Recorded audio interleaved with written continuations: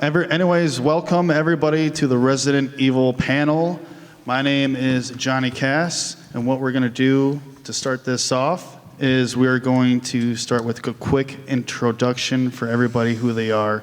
So we're going to start with Mr. Kraslavsky down here. I'm Charlie Kraslavsky. I'm Charlie Kraslavsky, and I played Chris Redfield in Resident Evil 1 Biohazard on the PlayStation 1. 1996 is when it was released, filmed in 1995. G'day everyone, I'm Greg. I played Barry Burton. I'm from Australia. That's why they took my voice out of the script and put someone else in, because they didn't like my Aussie accent. I don't know why.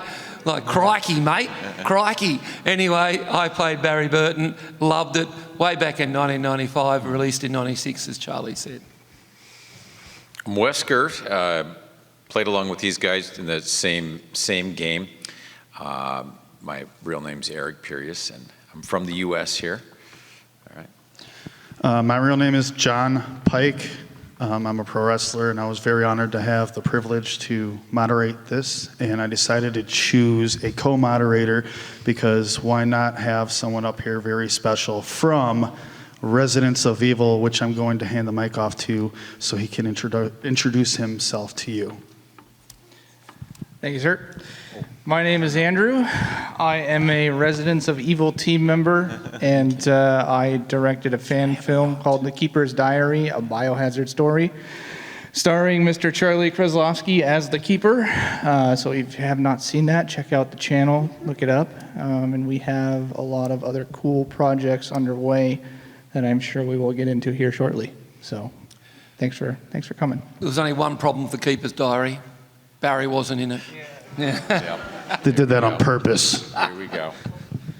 All right, anyway, so let's start off with this. So what got you guys into Japan in the first place? Okay, so I was born and raised there, and I'm the guy that got these guys the job, basically, because I worked at the talent agency that got the call for the game. So I wore two hats. I was a talent manager and an actor, voiceover guy, that sort of thing in Japan. Just, by happenstance, my family's just been there for a long time doing business there. I was a school teacher, assistant principal in New South Wales. They do a swap with Tokyo every year.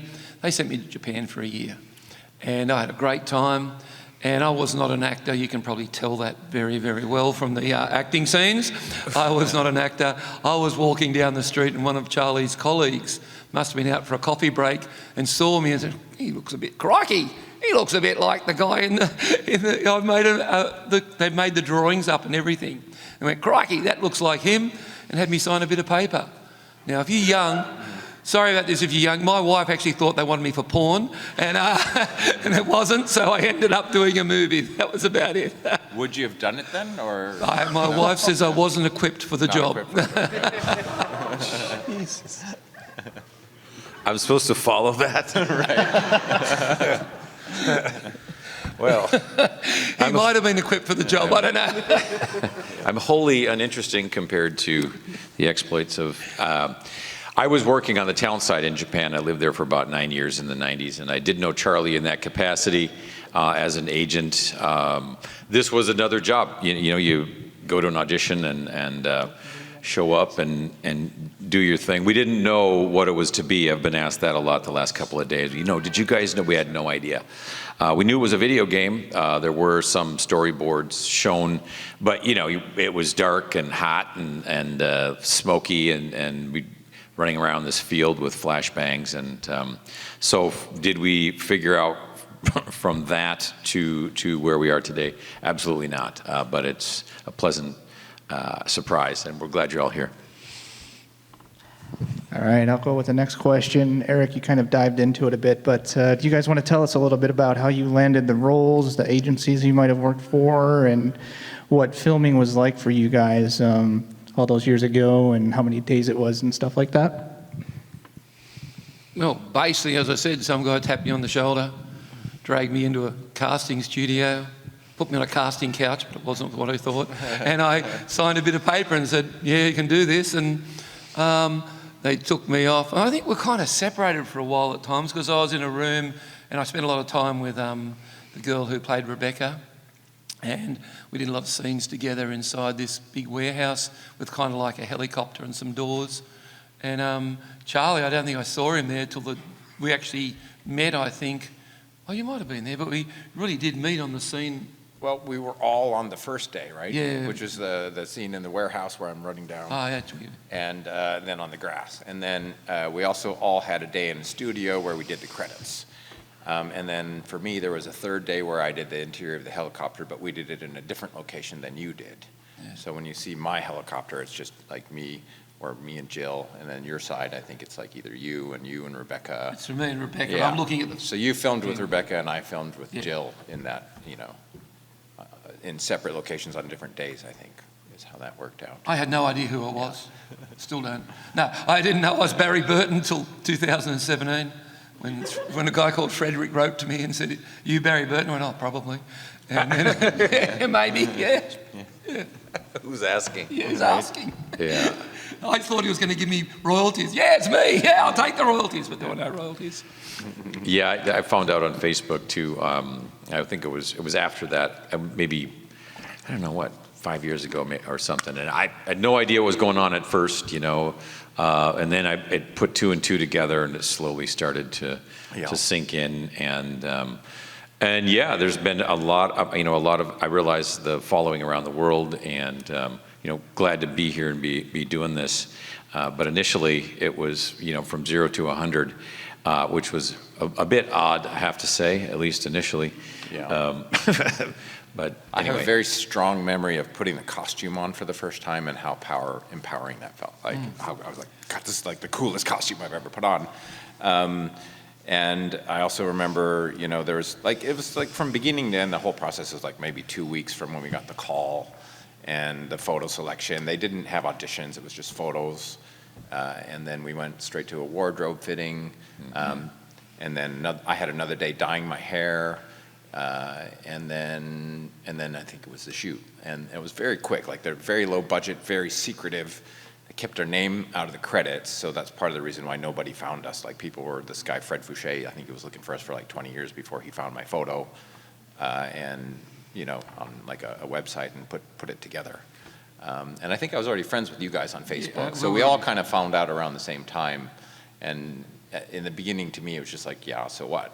Like, it still didn't sink in at first. And then slowly I started to realize, okay, yeah, it is kind of a big deal. Like, this huge franchise with, and the other strong memory I have is like seeing the movie for the first time, and being confused. I was like, God, that looks so familiar, but who's Alice? And that's what threw me. And I said to my girlfriend, I'm like, yeah, no, this can't be what I was in. Like, this is Resident Evil. This is huge. And she even Googled it, and we still didn't figure out that Biohazard and Resident Evil were the same thing. So it's just, I don't know. The one thing, I enjoyed it, but I would have embraced it so much more if we'd realised what it was going to be. We had a great time. Remember, Charlie brought back a great memory. We were out on the shooting in the out in the river, and we were pristine. Like, our clothes were white and all that. And Charlie goes, "We've been killing zombies. We should be dirty." So we're rolling around in the mud and the dirt and rubbing dirt on us. It was so much fun. It was great fun. It was good fun. And then we didn't know till we got there, but the prosthetics of the arm, Right, holding the the gun, Yeah. or the dogs. And I guess, I don't remember this, but Greg swears they had some live Dobermans there, but they were too friendly, so they couldn't use them. Like, they weren't scary. Linda said she remembers that too. Yeah. There were real dogs. They were real dogs. Yeah. They put this stuff in their mouth and lifted their gums up so they looked like they were trying to attack us. And one was chasing me, and I had to fall on the ground. The dog's licking me, going, "Hey, Daddy, I love you." I was so friendly. Yeah. I also remember being really pissed off because he got the really good gun and I just got, which Barry now realises why they gave me the big pistol, but it only worked for 3 shots and that was it. My night was over. 3 shots, a bit like normal. Yeah. And life is like that. Yeah, there's nothing like a samurai. Yeah. Say something, Eric. I second. I just remember being confused, running around wildly, flashbangs and smoke, and would just run one direction, and eventually somebody says no, so then you just run this way. It's about the extent of our direction out there in the field. When I look back at the clips, it's kind of good we were really confused, because we're supposed to look confused. If they'd told us to act confused, I probably couldn't have done it. Because I was totally confused, it looked like I was really doing it really well, so it made me a better actor, I feel. So do we need to move on? I don't want to. Yeah. That's right. You missed your Yeah, that was questions. enough on that. So I have a question for you guys too. So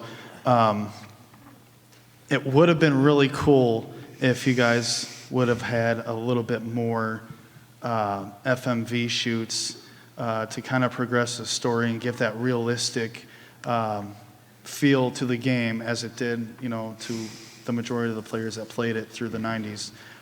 Was there ever any, I'm not sure if you guys know this, but any talks of shooting more different scenes by chance? One and done. Everything was on a need-to-know basis, and we didn't need to know basis. So we just shot it, and that was it for us. There wasn't, there wasn't ever any, I was at the agency. There wasn't any other communication from them other than the day they called and said, sorry, their last names are not going to be That's in the way it. all the jobs are pretty much. Just thanks for playing. And I don't know that much. I've read a little bit about them, but they seem to be, a very penny-pinching, penny-wise kind of company, Capcom, and they have a building, just full of lawyers now, so you can just imagine. So no. How secretive they are. That's just how they are about business. It's not just Capcom, a lot of Japanese companies are like that. The only message I got was to come pick up your paycheck.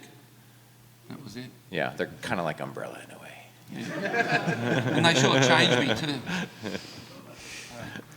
All right, so moving on from that, what was it like working with Shinji Mikami? Go ahead, Eric. He was kind of aloof, and he had, he would communicate through somebody, it seemed.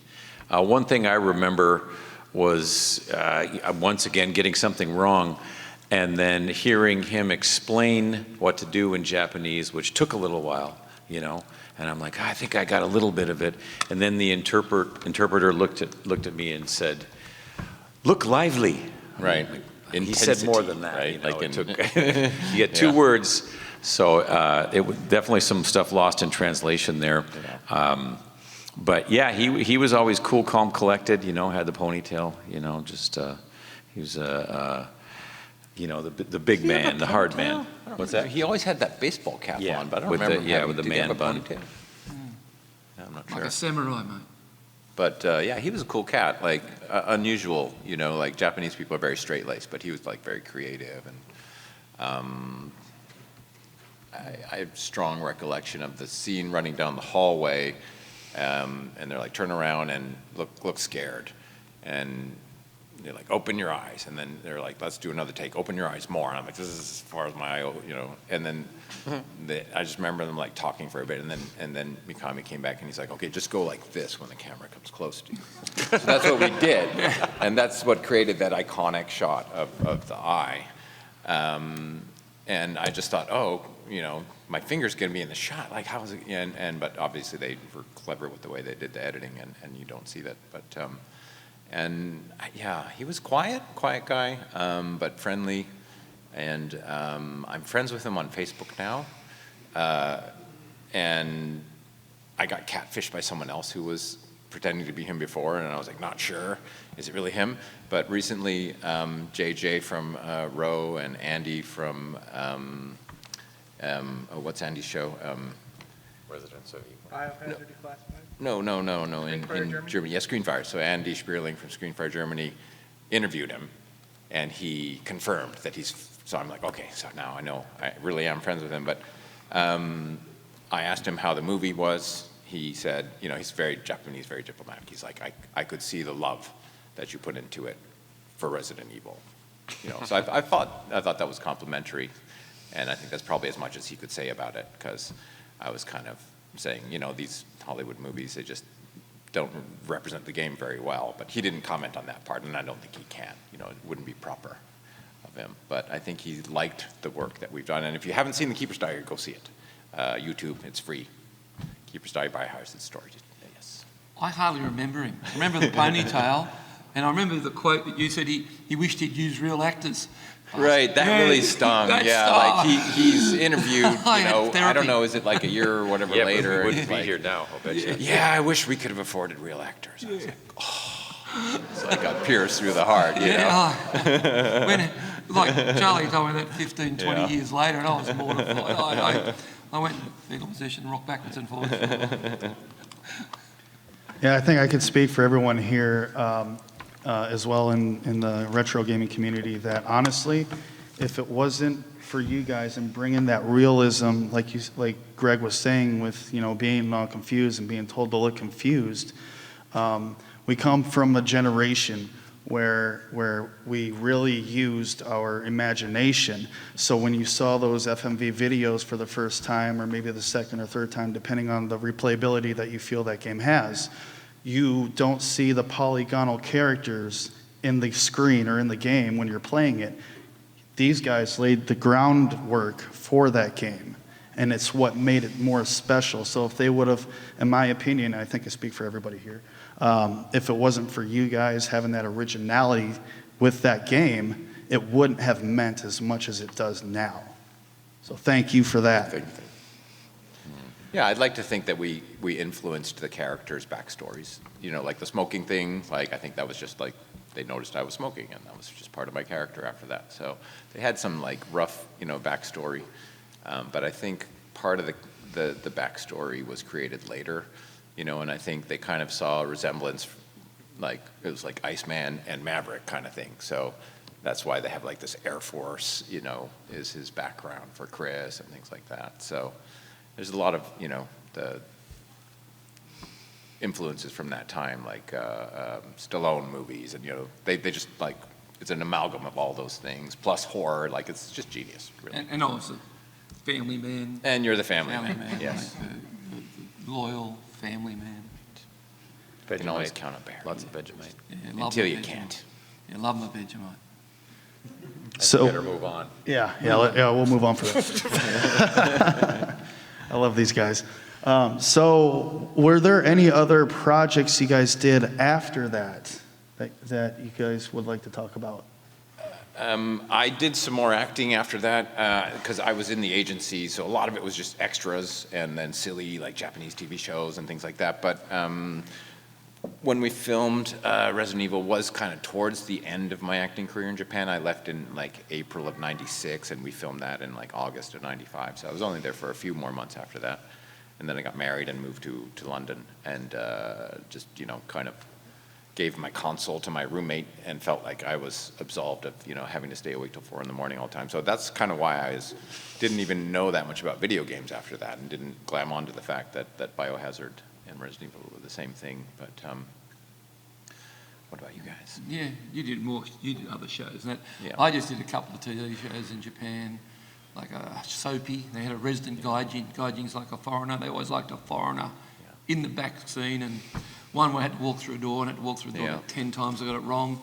And then they turned around and said, that woman, she doesn't look enough like your wife. Right. And that was my wife. And they actually replaced her with someone else. Yeah. I did well. I picked up someone younger, taller. I did well. And a couple of them. I remember Eric and I were in a gum commercial together. It was like Budabon gum. It's like a Japanese gum. That's true, yeah. And going up the escalator, and I was in a pasta commercial, like playing the guitar, like an entertainer sitting behind the restaurant table, and I couldn't really play the guitar. I was just like faking it, but Yeah, I kept doing the same type of work, but nothing, just no more Resident Evil stuff or anything Yeah. for Capcom. A couple other, Metal Gear Solid, I worked on that one. Some other voice, I was voice here and there. A lot of voice, actually, versus the on-camera, so yeah. Okay, all right. Very, very interesting. So I got to ask this too. So it was 27 years or whatever since you guys wore the outfits. Well, I did. We recreated the intro scene like 2 years ago in Germany, and that was the first time I put it back on. It's like 2 years ago. So yeah, 20, Yeah. yeah. First time was this year for me, when we went to Milwaukee.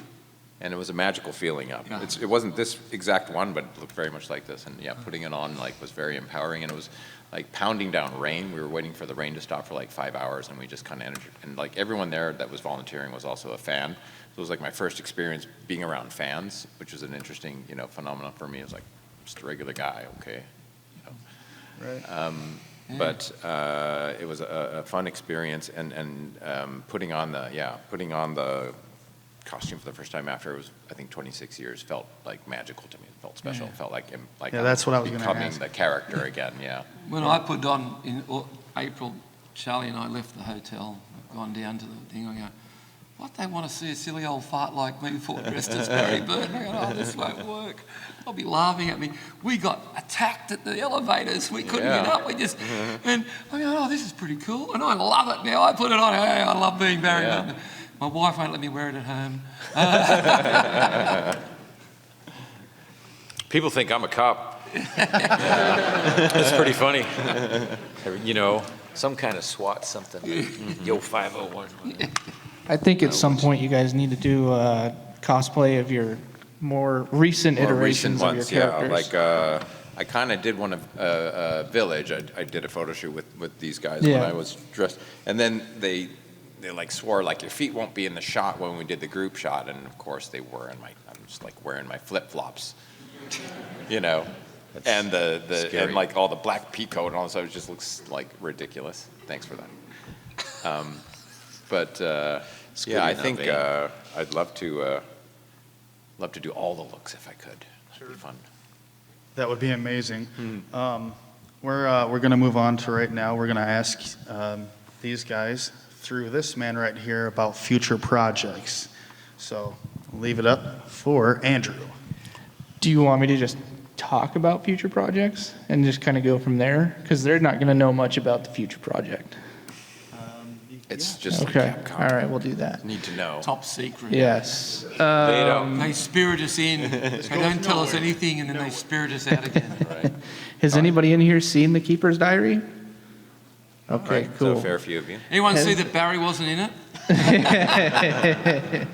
All right, cool. Have any of you seen the most recent interview The Road did with these guys where we announced our latest project? Okay, so the next project we're going to be working on is a fan series. It's going to be a short fan series where these guys are indirectly reprising their roles, and it's going to be a more recent story in the Resident Evil timeline. And it's going to take place, I believe, in Mexico somewhere, and there's an outbreak, and the team has to respond to the outbreak, and Eric is involved, and we all know what happened to his character, and we're going to figure out how he's back and all these kinds of things, and it's not going to be, what is it from the new Star Wars movie? Somehow he returned.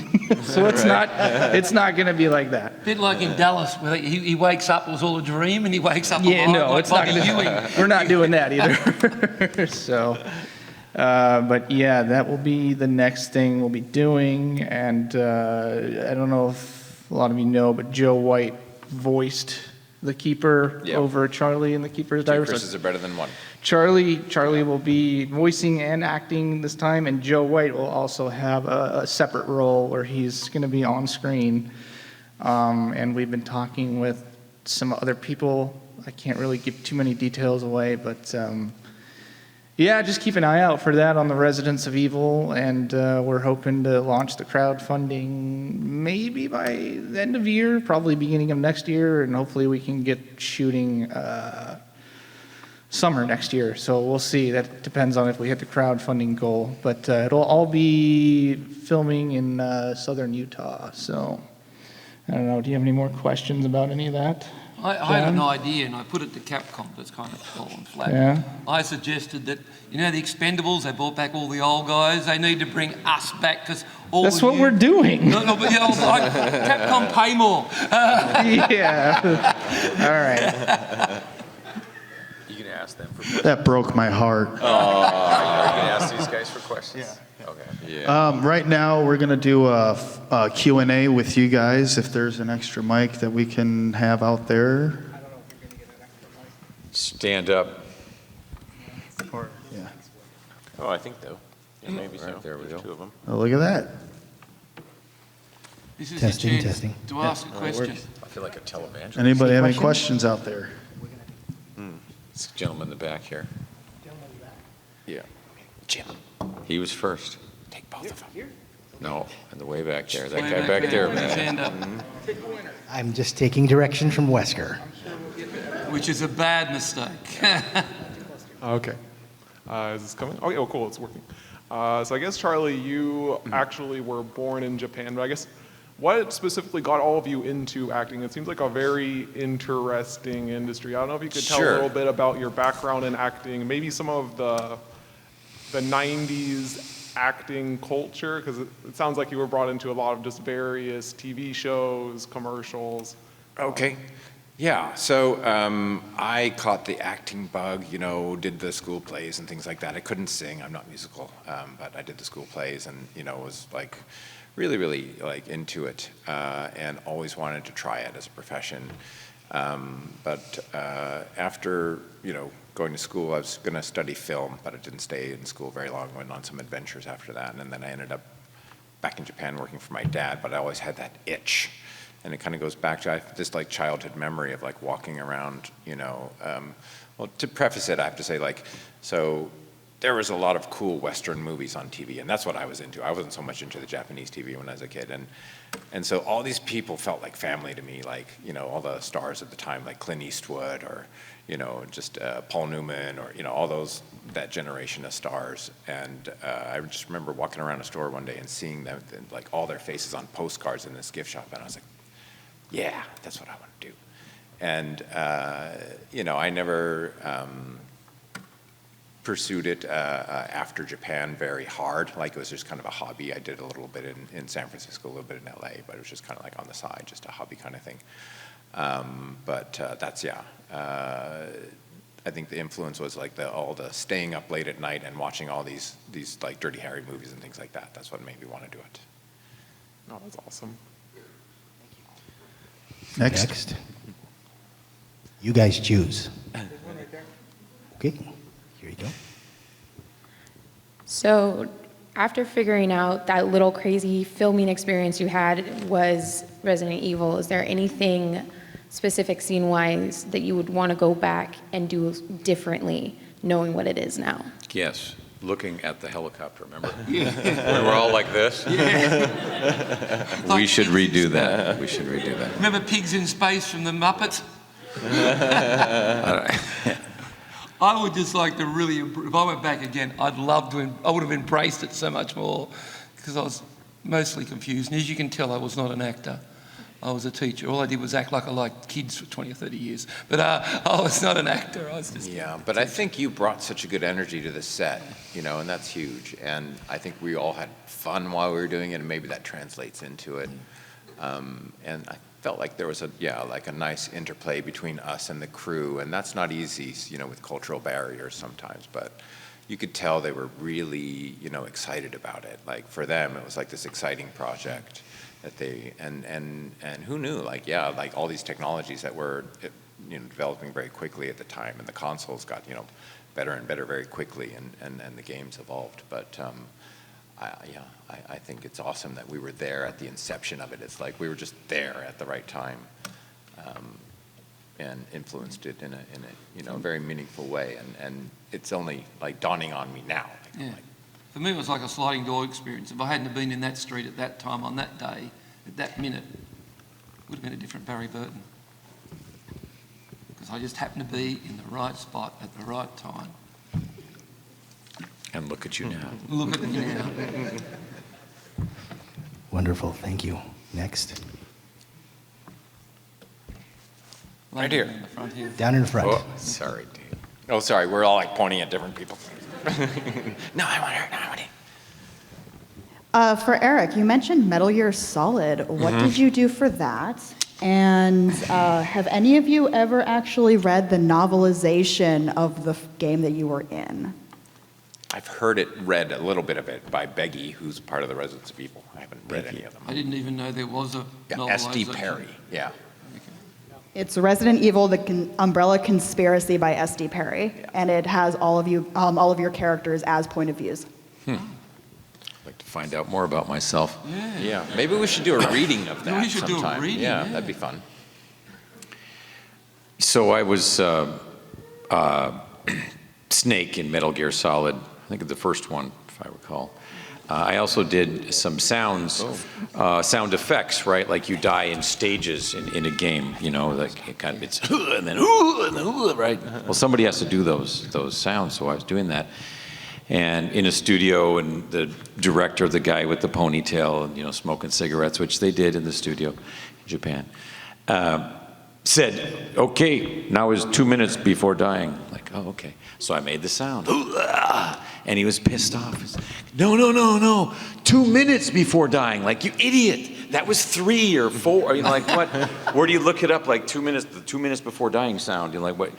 So anyway, that's what I really remember from Metal Gear Solid, was being told that my 2 minutes before dying sound was completely wrong. It was 4 minutes before dying. And anyway, I got it right eventually after a lot of hooling. I hope that answers your question.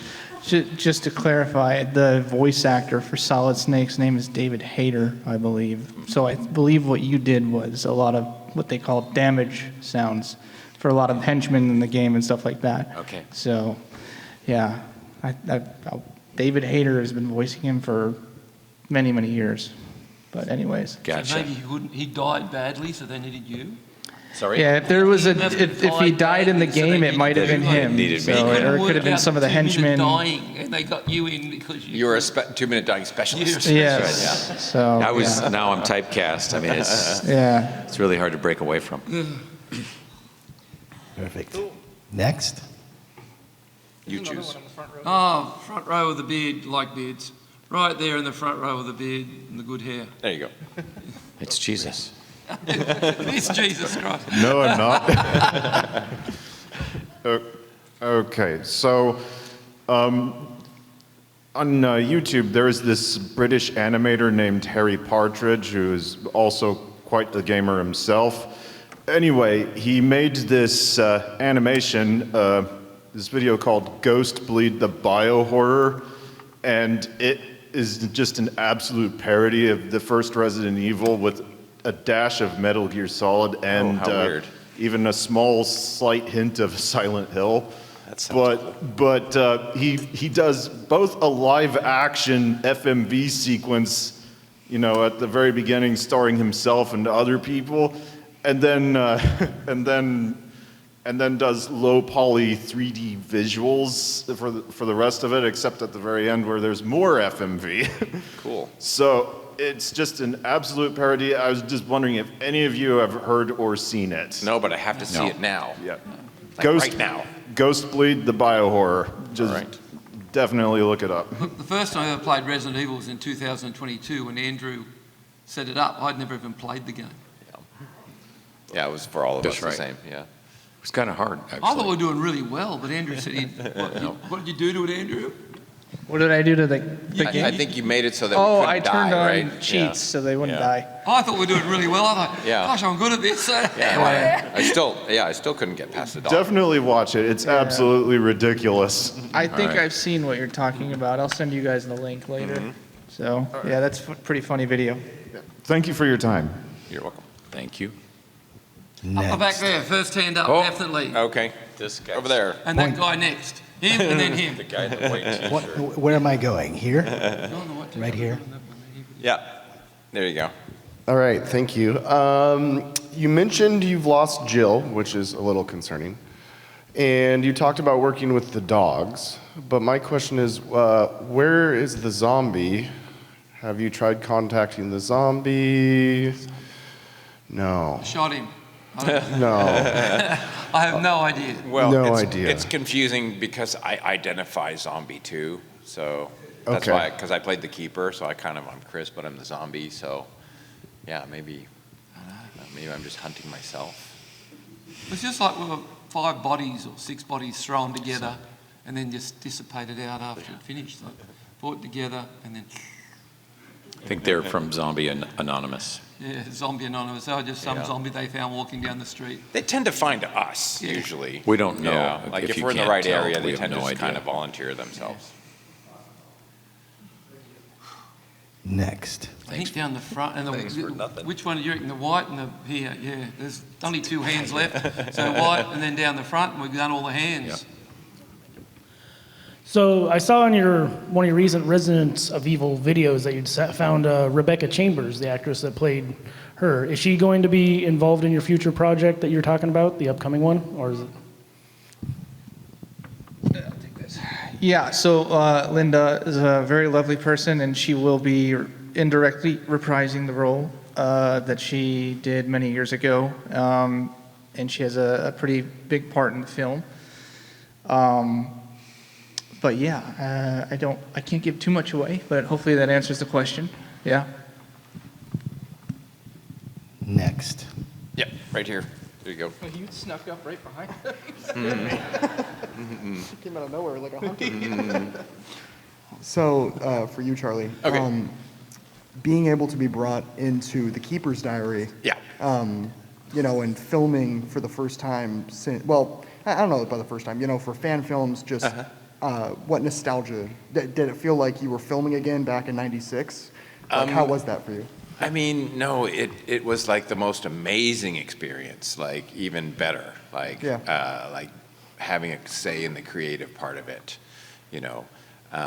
feeling like an equal, like with the filmmaker, instead of just someone that they hired for the day. And we've become, we're going to be like lifelong friends at this point. Like we just really bonded, and the same thing with everyone else. That we had this all-star cast of producers from like all these people that have been streaming about Residents of Evil for like 20 years.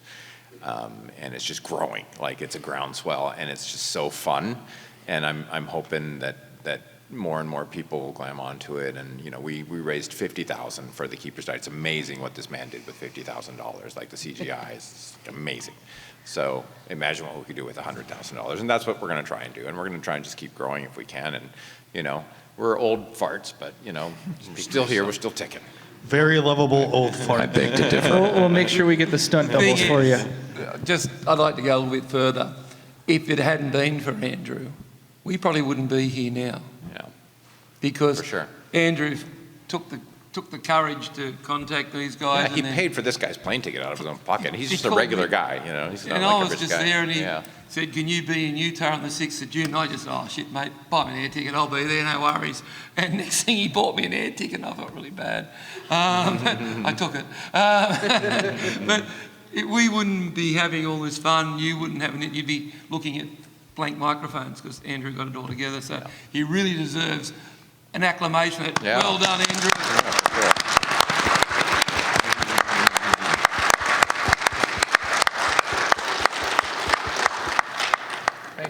And just one more quick question for all of you, if that's okay.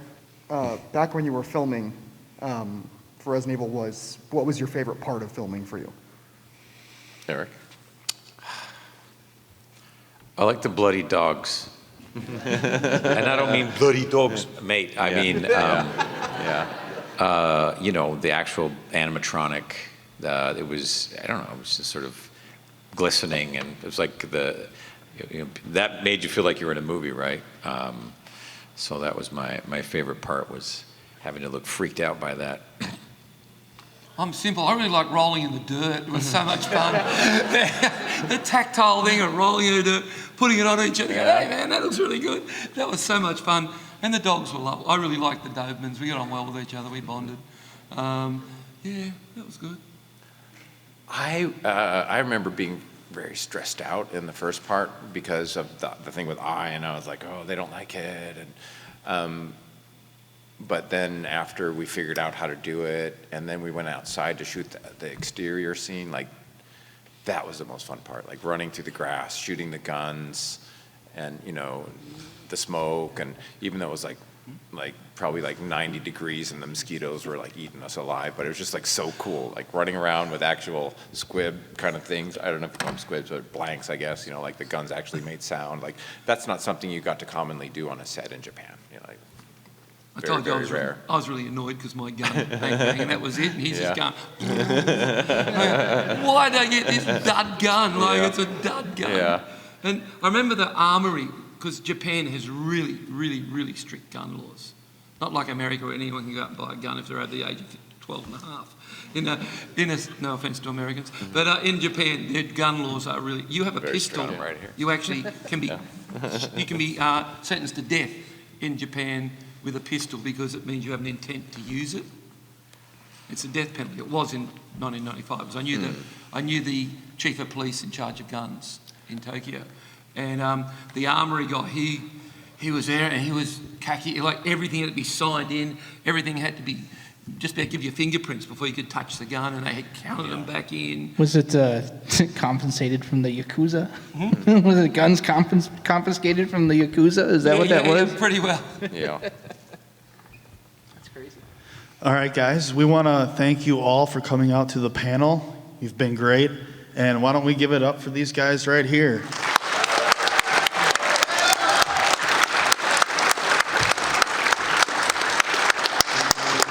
Take some photos, guys. Come on, take some photos. Thank you for watching. Please like and subscribe, and here are a few more videos for you to check out.